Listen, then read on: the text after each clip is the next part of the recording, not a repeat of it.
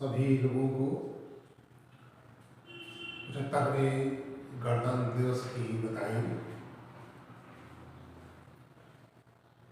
बहुत से प्रश्न इस दौरान बहुत से लोगों के रहे हैं कि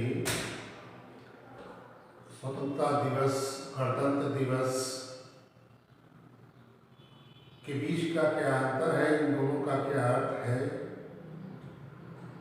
इन दिनांकों पर या इन राष्ट्रीय पर्वों पर ऐसी कौन सी घटनाएं घटी हैं जो घटनाएं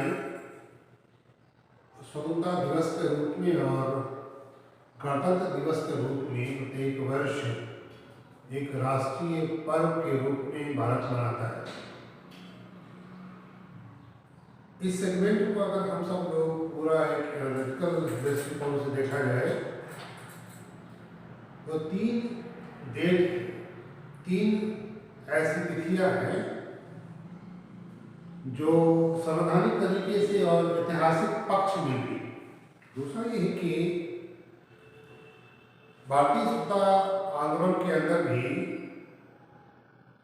इन तिथियों का बड़ा महत्व है। संविधान निर्माण के साथ साथ जब राष्ट्रीय कांग्रेस के नेतृत्व में पूरा देश ब्रिटिश उपनिवेशवाद से मुक्ति के लिए प्रयास कर रहा था और अपने आप को स्वतंत्र करने के लिए लगातार संघर्षशील था। स्वतंत्रता संग्राम की बड़ी कहानियां हैं, बड़े मुद्दे हैं और बड़े व्यक्तित्व ने समय समय पर इसको नेतृत्व प्रदान किया है। लेकिन आज के दिन पर हम लोग समझने का, जानने का, और ये आवश्यक नहीं है कि केवल विद्यार्थी या यूपीएससी की तैयारी करने वाले लोग ही जाने, ये सामान्य लोगों के लिए भी ज्ञान का विषय है कि हम इन तिथियों को राष्ट्रीय पर्व के रूप में क्यों मनाते हैं। 3 तिथियां हैं। एक तो 26 जनवरी का जो हम रिपब्लिक डे के रूप में हर साल मनाते रहते हैं, एक 15 अगस्त का है जो स्वतंत्रता दिवस के रूप में हमारे पास है, और एक 26 नवंबर क्या दिन है जिसे हम लोग भी सेलिब्रेट करते हैं और उसे संवैधानिक विकास की एक महत्वपूर्ण और संविधान की स्वीकारता के एक महत्वपूर्ण दिन के रूप में प्रत्येक वर्ष संविधान दिवस के रूप में या संविधान लागू होने के दिवस के रूप में स्वीकार करते हैं, मनाते भी हैं। सो तीनों घटनाओं को या तीनों बातों को एक एक करके समझा जाए, सीक्वेंसली समझा जाए कि क्या योगदान है इन तिथियों का, क्या महत्व है इन तिथियों का, ये तिथियां क्यों मनाई जाती हैं और किस तरह से हम इसको सेलिब्रेट करने के लिए इसके महत्व को राष्ट्रीय पर्व पर, राष्ट्रीय स्तर पर प्रत्येक वर्ष मनाते हैं और उसको बहुत महत्व देते हैं अपने देश के लिए, अपने भारतवर्ष के लिए, भारतीय संस्कृति के लिए, भारतीय स्वतंत्रता के लिए, एक स्वतंत्र आजाद भारत के लिए। सीक्वेंस को समझने का कोशिश किया जाए, लिखने का बहुत अधिक कार्य नहीं है। एक दिवस है 26 जनवरी भी हम लोगों ने 26 जनवरी को ही अपना 75वां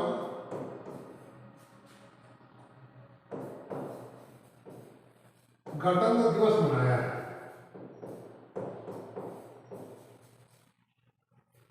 और प्रत्येक वर्ष हम लोग 15 अगस्त को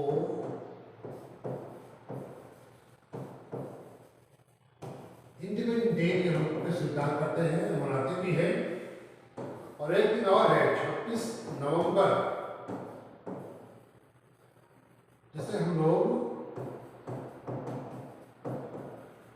संविधान लागू होने की तिथि के रूप में याद करते हैं। तो 2 तिथियां हैं।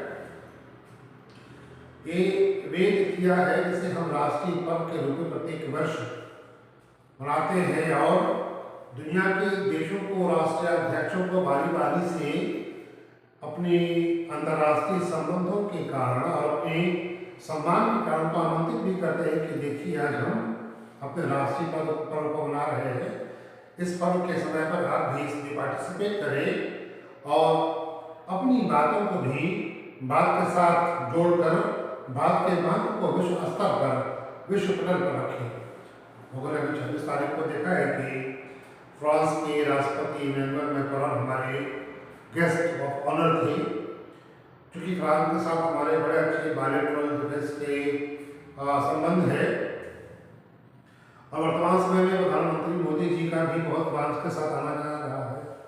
एक डिफेंस सिटी में राफेल की डील हमारे साथ फ्रांस के साथ है और आगे भी एयरक्राफ्ट की डील हम फ्रांस के साथ करने जा रहे हैं। तो एक स्ट्रेटेजिक इम्पोर्टेंस है फ्रांस के साथ हमारा। इसी सब बातों को देखते हुए पिछली डील और आने वाले हमारे सभी पार्टनर के रूप में प्रधानमंत्री जी ने मुख्य अतिथि के रूप में फ्रांस के राष्ट्रपति इमैनुअल मैक्रोन को यहाँ पर आमंत्रित किया हुआ है। उन्होंने एक संदेश दिया है भारत के अंदर के बाद एक समग्र, समरस और सबका देश है। अगर वो राष्ट्रीय पर्व में लाल किले के ऊपर भी थे तो वो हजरत निजामुद्दीन औलिया की दरगाह पर भी गए और बहुत से मॉन्यूमेंट्स, बहुत से उन्होंने ऐसे जगहों पर अपनी उपस्थिति दर्ज कराई जो भारत के लिए गर्व की बात है। वो एक ऐसे स्थल है जो भारत में हमेशा गौरवान्वित करते रहे हैं और भारत को एक राष्ट्र बनाते हैं। उस राष्ट्र, एक ऐसा राष्ट्र जहाँ पर बहुत से लोग इस संस्कृति को महान बनाते हैं, जहाँ बहुत सी भाषाएं, बहुत से धर्म, बहुत सी जातियाँ, बहुत से रंग, बहुत सी बोलियाँ मिलकर भारत को एक राष्ट्र बनाती है और इस बेहतरीन, शानदार भारतीय संस्कृति को प्रचारित, प्रसारित और अंतर्राष्ट्रीय स्तर पर बिखेरती है। इसका जो मानक है, इसकी जो प्रसन्नता है, इसकी जो खुशबू है, वो सबकी एक साथ की है, सब धर्मों की है, सब भाषाओं की है, सब स्थलों की है, सब लोगों की है, सब रंगों की है। हम उस दिन सब एक साथ पूरे दुनिया को दिखाते हैं कि देखिए ये भारत है। उस भारत को दिखाकर हम अपने आप को दुनिया में उसमें पार्टिसिपेट करते हैं और दुनिया के लोगों को आमंत्रित करते हैं कि आइए हमारे इस राष्ट्रीय पर्व के उपस्थिति में अपने आप को समाहित कीजिए। हम भी प्रसन्न हैं, हमारे साथ आप भी प्रसन्न होइए। एक तो इसका रेफरेंस ये था, दूसरा यही कि इन तिथियों का ऐसा क्या कारण है ये तिथियाँ हमारे लिए इतनी महत्वपूर्ण हो जाती है। एक एक करके इसको समझने की कोशिश किया जाए कि 26 जनवरी ऐसा क्या है कि हम हर दिन, हर साल इसे मनाते हैं और एक राष्ट्रीय पर्व के रूप में, रिपब्लिक डे के रूप में मनाते हैं। मैं थोड़ा सा ऐतिहासिक बैकग्राउंड में आपको ले जाना पसंद करूँगा ताकि चीज़ें और स्पष्ट हों और इसकी जो महत्व है, इसका जो इम्पोर्टेंस है वो अधिक समझ में आ पाए। हम लोग जानते हैं कि 1914 के बाद, 1916 के बाद गांधी जी का प्रवेश भारतीय राजनीति में होता है बहुत से आंदोलनों के बाद, जिसमें गांधी जी का व्यक्तिगत सत्याग्रह, गांधी जी का असहयोग आंदोलन और फिर गांधी जी की पूरी भारतीय राजनीति को समझना और फिर उस राजनीति में भारत की सत्ता को आगे बढ़ाना, इसमें बहुत सी घटनाएं घटती हैं और एक दल के रूप में, एक नेतृत्वकर्ता पार्टी के रूप में अगर देखा जाए तो भारतीय स्वतंत्रता संग्राम में सबसे अग्रसर अगर कोई था तो कांग्रेस थी। इंडियन नेशनल कांग्रेस, भारतीय राष्ट्रीय कांग्रेस, जो उस समय का जो कांग्रेस का नेतृत्व था, खासकर के उस समय सबसे बड़े नेता कांग्रेस के साथ जवाहरलाल नेहरू का था और भी लोग थे और खुद गांधी जी भी उन नीतियों के साथ मार्गदर्शक के रूप में या उन नीतियों को फॉलो करने के रूप में कांग्रेस को आगे बढ़ा रहे थे। और भारतीय स्वतंत्रता संग्राम के लिए उपनिवेशवाद से मुक्ति का प्रयास लगातार कर रहे थे। इसी प्रयास में 1929 में पंजाब का, आज का जो पंजाब, आज का जो पाकिस्तान है, उस पहले क्योंकि पंजाब बटा नहीं था, जब देश बटा नहीं था 47 से पहले, तो पंजाब एक ही प्रांत हुआ करता था। जो भारत का पंजाब है वो भी, और जो पाकिस्तान का पंजाब है वो भी। तो आज का जो पाकिस्तान का पंजाब है, उस पंजाब के लाहौर में कांग्रेस का एक वार्षिक सम्मेलन आयोजित किया गया, बुलाया गया था। अब उसका बात समझिए कि 1929 के में दिसंबर का महीना था, 31 दिसंबर 1929 को कांग्रेस का लाहौर में एक कॉन्फ्रेंस बुलाई गई, जो एनुअल कॉन्फ्रेंस थी। ये लाहौर अधिवेशन कांग्रेस का 1929 का बड़ा महत्वपूर्ण है, खासकर के भारतीय राजनीति में और भारतीय स्वतंत्रता संग्राम के अंदर इस अधिवेशन को बड़ा महत्व प्राप्त है।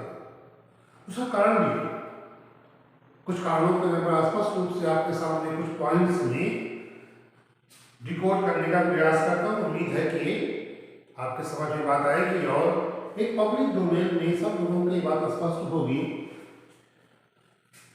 जब सरकारें इंग्लैंड में बदलने लगी और प्रधानमंत्री मैकडोनाल्ड की सरकार ब्रिटेन में आई, तो उसने भारतीय नेताओं से बात करने के लिए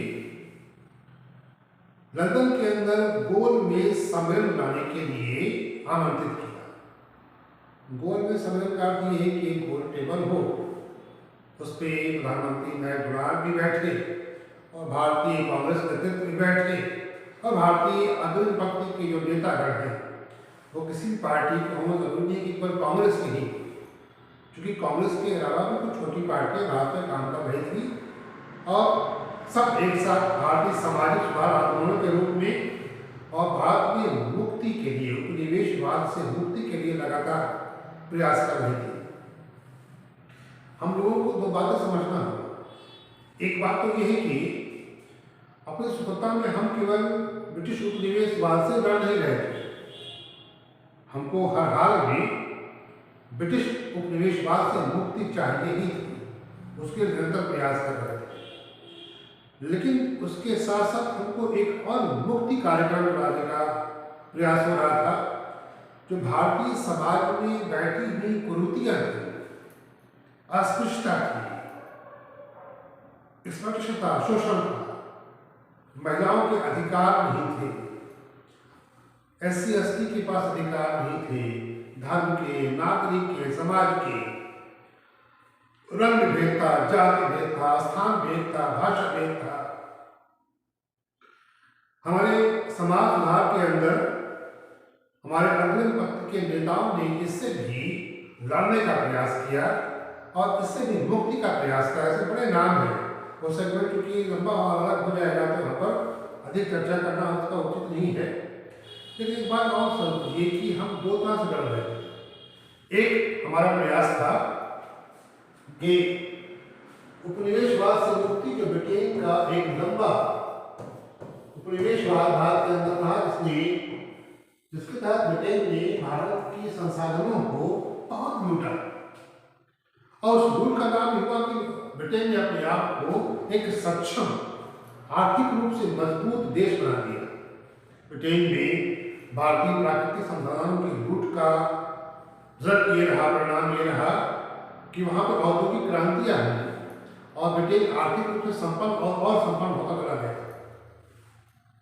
दूसरी तरफ भारत का किसान, मजदूर, उद्योग, आम जनमानस हताहत और गरीब और शोषण में फंसा चला गया। उसकी खेती बाड़ी, उद्योग सब बर्बाद हो गए। सामाजिक ताना बाना बिल्कुल छोटा हो गया, बहुत कमतर हो गया। एक मुक्ति का संघर्ष, मुक्ति का प्रयास भारतीय अग्रणी पक्ष के नेताओं ने कांग्रेस के नेतृत्व में उपनिवेशवाद के साथ किया। दूसरा जो हमारा लड़ाई थी, जिससे हम मुक्ति पाना चाह रहे थे, वो था सामाजिक भेदभाव का, जिसमें एक बहुत बड़े वर्ग को किसी प्रकार के अधिकार नहीं थे, अधिकारों से वंचित था। एक प्रयास उसके लिए भी हो रहा था। ऐसी स्थिति में, ऐसे समय पर जब ये सब संघर्ष चल रहे थे, कांग्रेस ने बहुत प्रयासों के बाद ब्रिटेन के सामने बहुत सी बातें रखी। कुछ पे हार हुई, कुछ पे जीत हुई, कुछ बात माने गए, कुछ नहीं माने गए। इन सब बातों को देखते हुए जब नई सरकार ब्रिटेन के अंदर आई और प्रधानमंत्री मैकडोनाल्ड ने भारतीय अंग्रेज भक्ति की बहुत सी पार्टियों के नेताओं को और कांग्रेस को ब्रिटेन में आमंत्रित किया कि आइए एक गोल मेज सजाई जाए और उस गोल मेज पर बातें की जाए कि हम बात के लिए क्या कर सकते हैं और भारतीय ब्रिटेन के लिए क्या कर सकते हैं, और अपने आंदोलनों को कमजोर कीजिए। हम ब्रिटिशवासी उपनिवेशवाद को भारत में बनाए रखना चाहते हैं।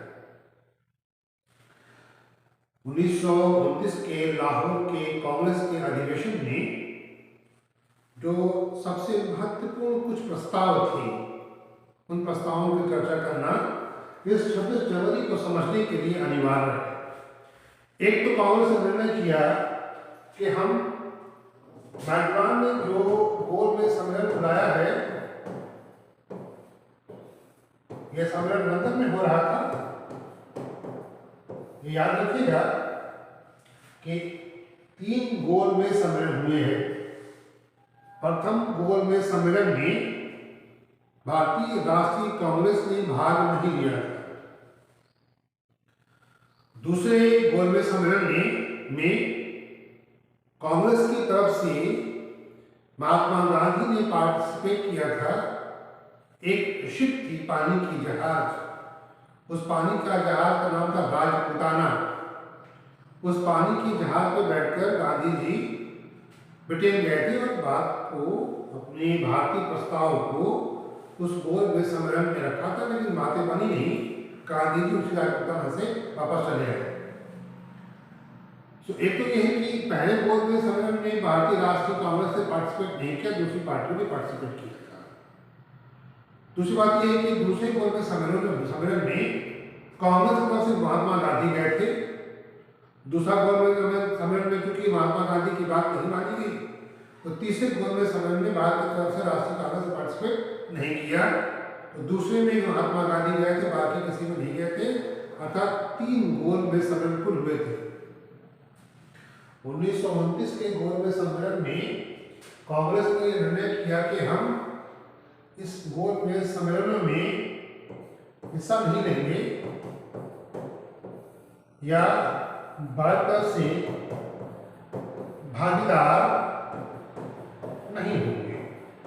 कहने का अर्थ यह है कि 1929 के लाहौर के कांग्रेस के अधिवेशन में कांग्रेस का एक प्रस्ताव आया कि हम गोल में सम्मेलनों में भाग नहीं लेंगे, एकदम स्पष्ट रूप से। इसी अधिवेशन में जो सबसे महत्वपूर्ण, जो अब तक नहीं माना गया था, गांधी जी के प्रस्ताव पर जवाहरलाल नेहरू ने इस प्रस्ताव को मान लिया और रख दिया। कहा कि अब हम पूर्ण स्वराज की मांग करेंगे। अभी तक जो भारत के नेताओं की क्रिया प्रतिक्रिया जो भी थी, वो शासन चाह रहे थे under the British rule, British साम्राज्य के अंदर स्वशासन चाहते थे। 1935 के पहले, 1929 के पहले भारतीय राष्ट्रीय कांग्रेस ने जो भी प्रपोजल्स भेजे ब्रिटेन की संसद के पास या ब्रिटेन की सरकार के पास, वो प्रस्ताव में उपनिवेशवाद के अंदर अर्थात ब्रिटिश सत्ता के अंदर हम स्वशासन चाहते थे। लेकिन 1929 के लाहौर के अधिवेशन में स्पष्ट रूप से कांग्रेस ने एक रेजोल्यूशन संकल्प पारित किया कि हम ब्रिटिश उपनिवेशवाद के अंदर स्वशासन नहीं चाहते, बल्कि हम पूर्ण स्वराज चाहते हैं, अर्थात अपनी संप्रभुता चाहते हैं। ब्रिटिश उपनिवेशवाद के अंदर नहीं, बल्कि एक स्वतंत्र रूप से हम अपनी संप्रभुता सॉवरेनिटी को मांग रहे हैं। पहला भारतीय राष्ट्रीय कांग्रेस की मांग थी कि हम लोग गोलमेज सम्मेलनों में भाग नहीं लेंगे, और दूसरा ये था कि हम पूर्ण स्वराज चाहिए। इसी सम्मेलन में जो तीसरी बात थी कि इस अधिवेशन में कांग्रेस के अध्यक्ष के रूप में जवाहरलाल नेहरू को चुना गया, या यूं कहिए कि इसकी अध्यक्षता नेहरू कर रहे थे, और नेहरू ने बहुत साफ शब्दों में कहा कि सभी कांग्रेस के कार्यकर्ता और लोग कार्यकर्ता एवं सेवा दल के लोग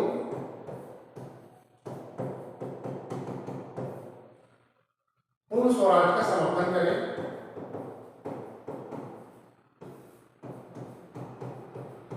पूर्ण स्वराज का समर्थन का साथ साथ उन्होंने एक आह्वान और भी किया कि सभी वामपंथी भी पूर्ण स्वराज का समर्थन करें। उनकी मांगे जो हो, विचारधाराओं की टकराहट भारतीय राजनीति में बड़ी प्रासंगिक रही, और यही भारत को सुंदर भी बनाता है कि जहाँ पर विचारधाराओं का सामंजस्य एक साथ मिलकर भारतीय एक राष्ट्र को उत्पन्न करता है, और सब एक राष्ट्र में विश्वास करते हैं। ये भारतीय हो सकता है जहाँ पर इतने मत, इतने धर्म, इतनी संस्कृतियाँ, इतने विचार हों, इतनी पार्टियाँ हों, इतने लोग हों, और सब एक ही जहाँ बिलीव करते हों, उसका नाम है भारत और भारतीय राष्ट्र। नेहरू ने इसी बात का आह्वान किया कि सभी कांग्रेस के लोग, सभी भारतीय, यहाँ तक कि वामपंथी भी इस पूर्ण स्वराज की मांग को स्वीकार करें। और एक जो सबसे महत्वपूर्ण 26 जनवरी की दिन को याद करने के लिए बहुत आवश्यक हो जाता है कि 31 जनवरी 1930 को क्या कह सकते हैं, एक संकल्प पारित हुआ जिसमें कहा गया कि 1930 को एक संकल्प पारित किया गया कि हम प्रत्येक वर्ष 26 जनवरी को अपना स्वतंत्रता दिवस मनाएं। हम अपने आप को इंडिपेंडेंस डे करने का जो भावना होती है ना, कि रिपब्लिक डे 26 जनवरी को मनाते हैं और स्वतंत्रता दिवस 15 अगस्त को मनाते हैं, और जो इतिहास के जानकार लोग हैं, इतिहास के विद्यार्थी हैं, वो कंफ्यूजन क्रिएट किए रहते हैं कि उसको इंडिपेंडेंस डे के रूप में जिस स्थिति को माना गया था, तो यहाँ तक आते आते रिपब्लिक डे कैसे हो गई, और फिर 15 अगस्त स्वतंत्रता दिवस कैसे हो गया। इसका वही सब बातें अभी क्लियर हो जाएंगी, और आज के बाद मुझे लगता है किसी को कोई दिक्कत नहीं होनी चाहिए बातों को समझने में। 31 दिसंबर 1930 को कांग्रेस ने अपने लाहौर के अधिवेशन में ये संकल्प पारित किया कि हम प्रत्येक वर्ष 26 जनवरी को स्वतंत्रता दिवस मनाएंगे। ये बात याद रखिएगा कि प्रत्येक, यहाँ तक की बात है, ये बात मैं कह रहा हूँ 1929 के कांग्रेस के लाहौर के अधिवेशन में, ये बात अभी आगे क्लियर हो गई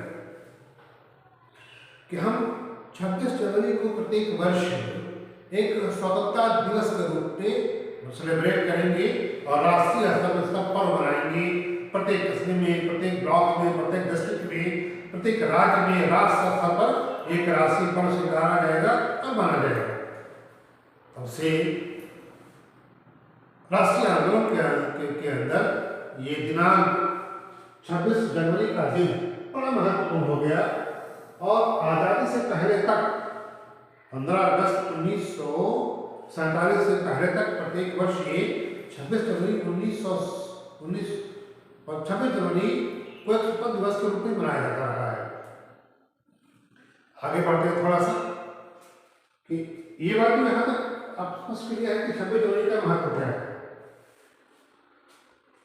एक समय आया कि अथक प्रयासों के बाद गांधी जी के अथक प्रयास इसी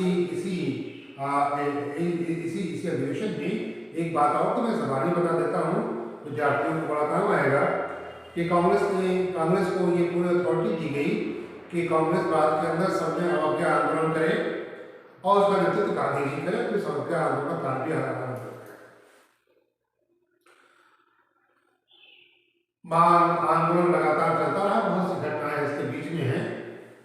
1929 का द्वितीय विश्व युद्ध, उसके बाद की परिस्थितियाँ, क्रिप्स मिशन और फिर नोबेल योजना, ये सब बातें होती रही। बात एक तरफ से सत्ता पिता धीरे धीरे उपनिवेशवाद से मुक्ति के लिए बढ़ता है। एक बार फिर सरकार बनती ब्रिटेन के अंदर और नए प्रधानमंत्री क्लेमेंट एटली है। चुनाव में विंस्टन चर्चिल की हार हुई और नए प्रधानमंत्री विंस्टन चर्चिल सत्ता में आए। उन्होंने एक भारतीयों से बात करने के लिए एक मंत्री स्तरीय योजना भेजी, कहते हैं कैबिनेट मिशन।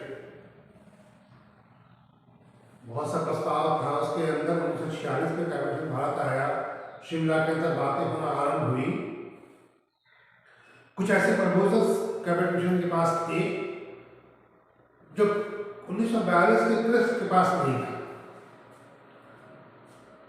कैबिनेट मिशन के प्रस्तावों को भारत के लोगों ने, विपक्ष के नेताओं ने स्वीकार किया।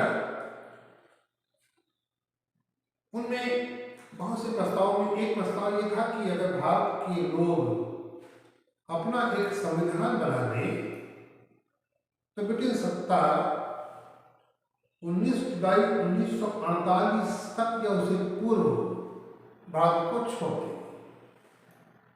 ये 1946 का प्रपोजल है, तो मार्च या 2 मई का है।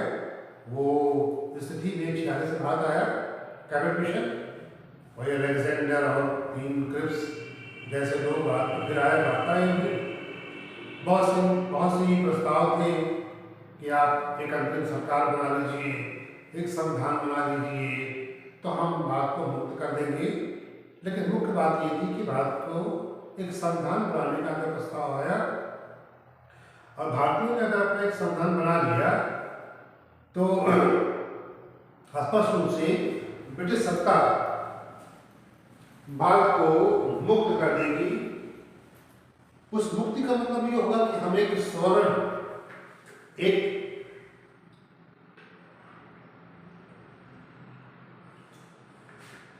संप्रभुता संपन्न राष्ट्र होंगे।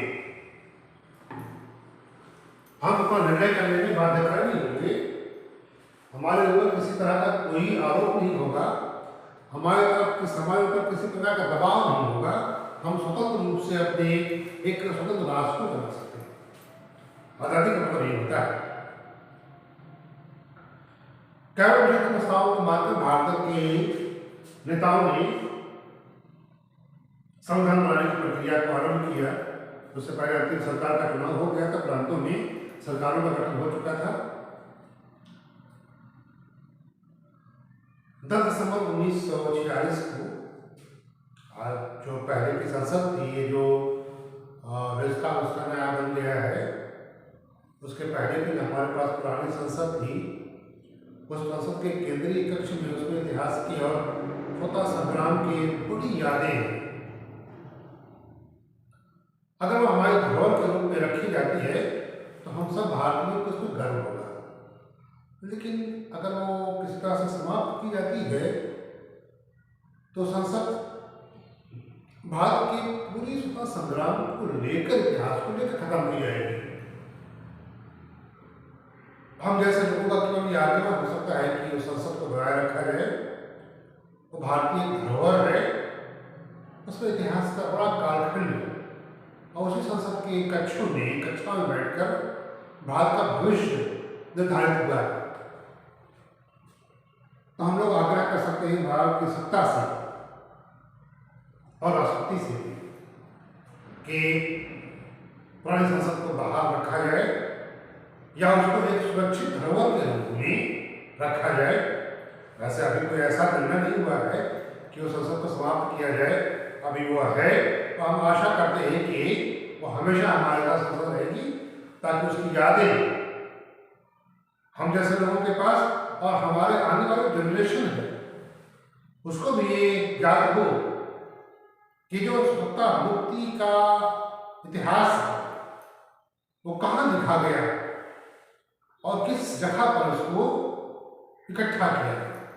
हमारा जो शासन विधि ये संविधान है वो कहाँ लिखा गया, वहाँ की बैठकें कहाँ हुई। इस रूप में पुरानी संसद हमारे लिए बड़ी महत्वपूर्ण हो जाती है। बात कुछ ऐसी है कि उसी संसद के केंद्रीय कक्ष में 9 दिसंबर 1946 से संविधान का बनना आरंभ हुआ। 9 दिसंबर उस दिन है जहाँ पे संविधान निर्मात्री सभा ने प्रथम दिन कार्य करना आरंभ किया और फिर लगभग 2 साल 11 महीने 18 दिनों तक काम करने के बाद पूरे संविधान का निर्माण हुआ। जब ब्रिटिश वासियों को ये पता चल गया कि भारत के लोगों ने अपने लिए अंतिम सरकार बना ली है और निरंतर भारतीय संविधान को बनाने में ये अंतिम स्वरूप तक पहुंचने में ये निरंतर प्रयासरत है और सब कामयाब भी हो जाएंगे। इसी बीच 1945 के अंदर द्वितीय विश्व युद्ध की समाप्ति, 1945 में संयुक्त राष्ट्र का गठन या स्थापना और कुछ अंतर्राष्ट्रीय दबाव ब्रिटेन के ऊपर, जिससे ब्रिटेन और ब्रिटेन की अपनी स्थिति भी कुछ ऐसी थी कि वो अपने एशियाई उपनिवेश को बरकरार रखना, बचाए रखना उसके लिए भी संभव नहीं था। तो तत्कालीन परिस्थितियों में जाकर अगर देखा जाए तो ब्रिटेन भी अपने उपनिवेशवाद को बचाने में समर्थवान नहीं था। भारत के अंदर, चाइना के अंदर, दुनिया के बहुत से एशियाई अफ्रीकी देशों के अंदर उपनिवेशवाद से मुक्ति का संग्राम एक साथ चल रहा था। आप समझिए कि 47 में हम आजाद होते हैं तो 10 वर्षों में पूरा एशिया, पूरा अफ्रीका उपनिवेशवाद से मुक्त हो जाता है। हम 2 की बात कर रहे हैं यहाँ पर कि 1947 में हम स्वतंत्र हो गए, 1949 तक आते आते ब्रिटेन ने चाइना को भी स्वतंत्र कर दिया। सो हम अंतिम सरकार बना चुके थे कैबिनेट मिशन के प्रस्ताव के ऊपर और हम संविधान के निर्माण में लगातार निरंतर प्रयास करते आप पहुंच भी चुके थे। अंतर्राष्ट्रीय दबाव, ब्रिटेन की अपनी स्थिति, इन सब कारणों को देखते हुए ब्रिटेन के संसद ने भारत को स्वतंत्र करने का निर्णय कर लिया और ये निर्णय हुए भारतीय नेताओं के बीच और पाकिस्तान के बीच और ब्रिटेन के बीच कि स्वतंत्रता एक साथ मिलेगी, लेकिन 2 डोमिनियन स्टेट्स होंगे। भारत का 2 भाग होगा, एक भाग भारत जो पहले से वो रहेगा और एक नया स्टेट जिसे पाकिस्तान के नाम से आज जाना जाता है, पहले उसका वजूद भी नहीं था। पाकिस्तान एक मात्र घटना के स्वरूप में ही एक स्वतंत्र राष्ट्र या राज्य के रूप में दिखाई पड़ा है अंतर्राष्ट्रीय या दुनिया के पटल पर। 70 से पहले पाकिस्तान का कोई अता पता भी नहीं था, कोई वजूद भी नहीं था, वो कहीं आधुनिक का एग्जिस्ट भी नहीं करता था। जब स्वतंत्र राष्ट्र बनने लगे तो पाकिस्तान के समर्थकों ने पाकिस्तान की मान ली और ब्रिटेन भी इसका समर्थन हो गया। भारतीय नेताओं की भारतीय स्वतंत्रता के ऊपर बंटवारा स्वीकार कर लिया। एक दिनांक रखा गया कि भारत को उपनिवेशवाद से मुक्त कब किया जाए,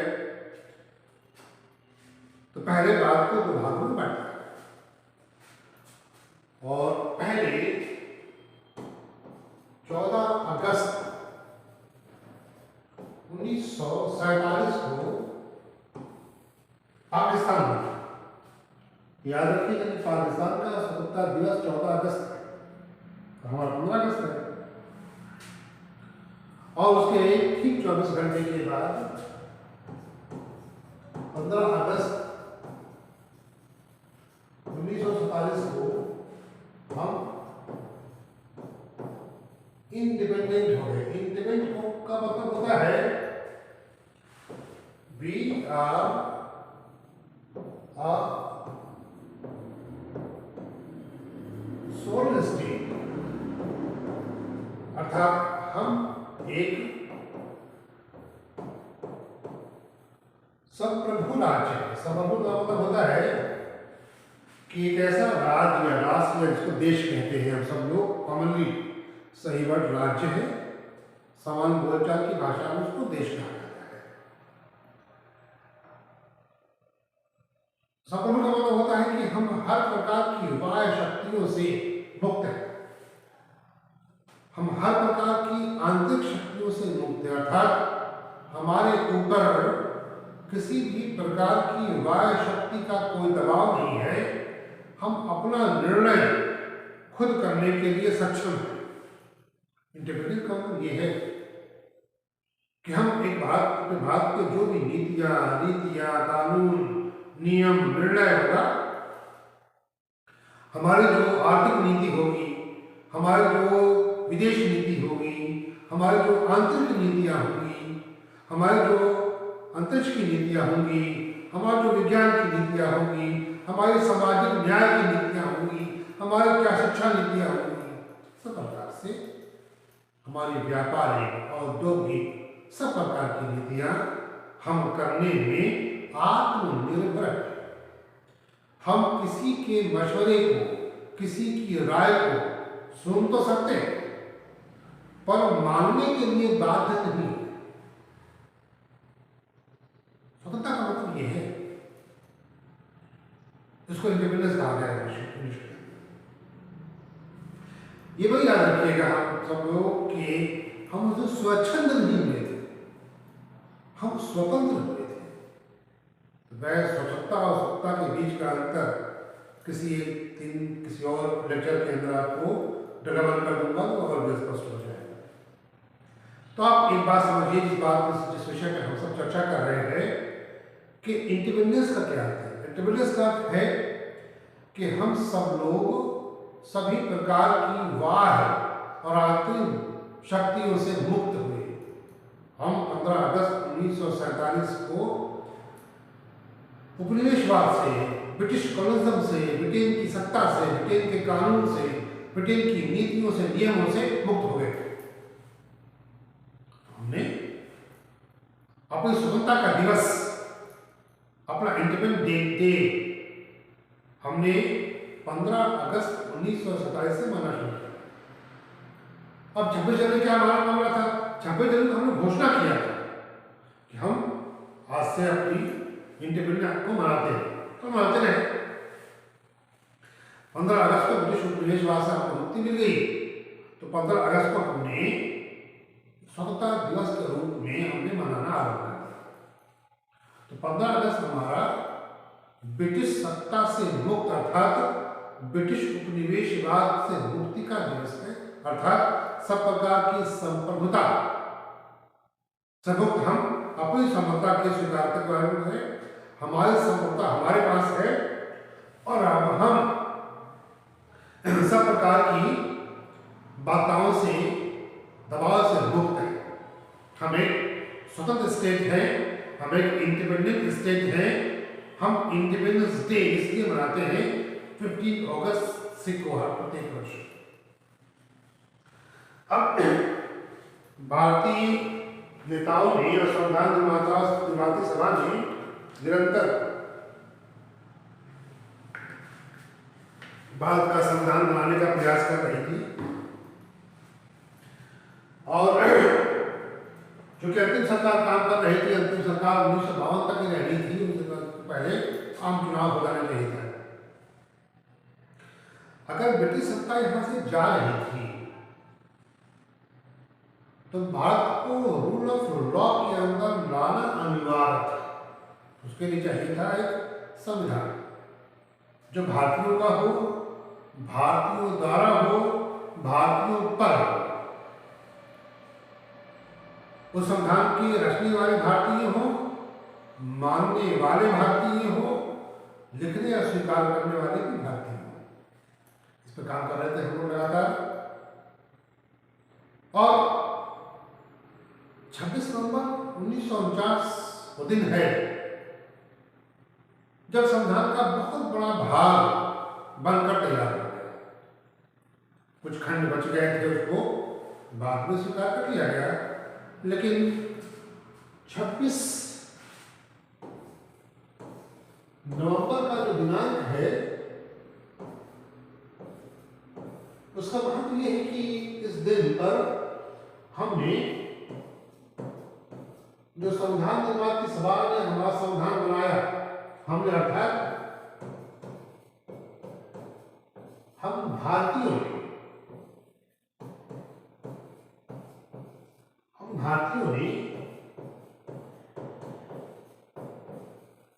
संविधान को स्वीकार करें। भारतीय संविधान की प्रस्तावना में 3 शब्दावलियां वो कुछ इस तरह से है कि हमने 26 सितंबर 1949 को भारतीय संविधान को आत्मार्पित, अंगीकृत और आत्मसात कर दिया। अर्थात हमने भारतीय संविधान को अपनी आत्मा से, अपने शरीर से और अपने विचारों से स्वीकार कर लिया। 26 नवंबर वो दिनांक है जब हमारा संविधान लागू हुआ, और यही दिन संविधान के लागू होने के लिए, और हमने उसको जैसे 26 नवंबर 1949 का जो दिन है ना, वो संविधान के लागू होने का दिन है, इसलिए इस दिन को याद किया जाता है। लेकिन 26 नवंबर 1949 को पूरा संविधान नहीं बन पाया था। ये बात सही है कि बहुत बड़ा भाग तैयार था, लेकिन बहुत सी ऐसी बातें अभी संविधान को बनाना बाकी था। लेकिन चूंकि आगे कार्रवाई संविधान के अंदर लानी अनिवार्य थी, इसलिए इस दिन को संविधान की स्वीकारता का दिन तो स्वीकार कर लिया गया। पूरा संविधान जो 26 जनवरी की फिर से बात है, अगर हम क्लियर करते हैं तो पूरा संविधान 26 जनवरी 1950 को लागू हुआ। अर्थात भारत को एक गणतंत्र के रूप में, एक रिपब्लिक के रूप में अंतिम रूप से 26 जनवरी 1950 माना गया। उस स्वीकृता का दिवस है। हम लोग 1950 से लगातार अब तक 75 साल हो गए 26 जनवरी को ही गणतंत्र दिवस के रूप में स्वीकार करते हैं, मानते हैं, एक पर्व के रूप में उसको मानते हैं।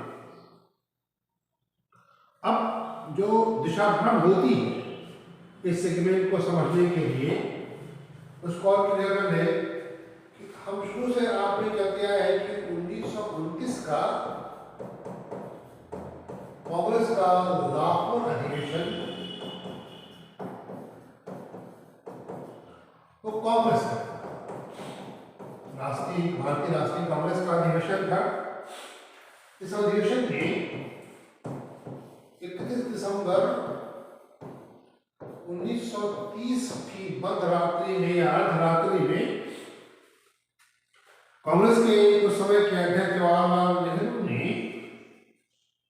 इस दिवस को पूर्ण स्वराज की मांग के रूप में याद किया जाता है। और साथ साथ इसी दिन जवाहरलाल नेहरू ने घोषित किया कि प्रत्येक वर्ष 26 जनवरी को स्वतंत्रता दिवस मनाया जाए। लेकिन ये बात ध्यान रखें कि हमको स्वतंत्रता मिली 1947 में आते हैं। तो 47 से पहले हम 26 जनवरी को अपने स्वतंत्रता दिवस मनाते रहे, लेकिन हमको स्वतंत्रता मिली है 15 अगस्त 1947 को, जब हम ब्रिटिश उपनिवेशवाद से, ब्रिटिश सत्ता से हमने अपनी संप्रभुता को प्राप्त किया और महारानी की सत्ता, the rule of queen of Britain, समाप्त हुई और हमने अपने भारत को चलाने के लिए आत्मनिर्भरता का सिद्धांत प्राप्त कर लिया। अर्थात हमने खुद की स्वतंत्रता प्राप्त कर ली, अर्थात हम खुद से समर्थ हो गए। एक 26 जनवरी 1929 की बात है, जो 15 अगस्त 1947 से पहले स्वतंत्रता के रूप में मनाई जाती रही है, लेकिन स्पष्ट रूप से स्वतंत्रता हमको मिली है 15 अगस्त 1947 को। तो 15 अगस्त 1947 को हम प्रत्येक वर्ष स्वतंत्रता दिवस के रूप में मनाते हैं और 26 जनवरी 1950 को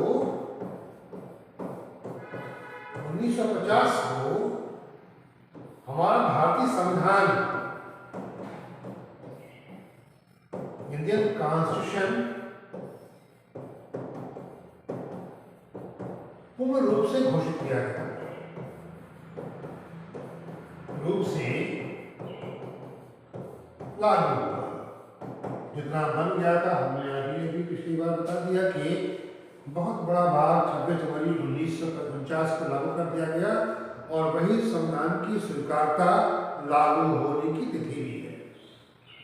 लेकिन 26 जनवरी 1950 से हमने अपने आप को गणतंत्र घोषित कर दिया और हमने अपनी संविधान की प्रस्तावना में लिख दिया कि with the people of India is a republic, peoples is a republic state, ये गणतंत्र है, एक लोकतांत्रिक देश है। तो हम प्रत्येक वर्ष 26 जनवरी को गणतंत्र दिवस के रूप में मनाते हैं। इसलिए मनाते हैं क्योंकि हमने 26 जनवरी 1950 को अपने आप को गणतंत्र के रूप में इस भारतीय राज्य की प्रकृति को, संविधान की प्रकृति को गणतंत्र के रूप में स्वीकार किया है, रिपब्लिक के रूप में स्वीकार किया, अर्थात जहां पर लोगों की सत्ता हो, जहां का संप्रभु वहां का नागरिक, जिसके पास सरकारों के चयन में, बनाने में सीधी भूमिका हो। तो 3 तिथियां हैं इस महत्वपूर्ण एक विशेष भारत के अंदर, जो अंतरराष्ट्रीय स्तर पर एक फ्लावर है, जो सबको आकर्षित करता है, जो सबको अपनी तरफ खींचता है, अपनी विविधता के कारण, अपनी बहुसंस्कृति के कारण, और ऐसी सुगंध घेरता है कि हर कोई आकर्षित होकर आता है यहाँ पर कोई जाने का नाम नहीं लेता। सब इसी मिट्टी में आकर मिल जाते हैं। जो आया इसी भारत का होकर रह गया, सब आए और सब यही के रहे। इसी राष्ट्रीय पर्वत को दिखाने के लिए, इसी भारत को दिखाने के लिए, इसी सुगंध के लिए हम आमंत्रित करते हैं दुनिया के देशों के राष्ट्राध्यक्षों को, वो स्वतंत्रता दिवस हो चाहे गणतंत्र दिवस हो, हम अपनी सुगंध को विश्व में इस प्रकार से फैलाते हैं। उम्मीद है कि 26 जनवरी, 26 नवंबर, 15 अगस्त का महत्व और इन तिथियों के जो डिफरेंसेस है, इसका जो अर्थ है, बल्कि ये कहा जाए कि इसका जो निहित अर्थ है, वो स्पष्ट हुआ होगा।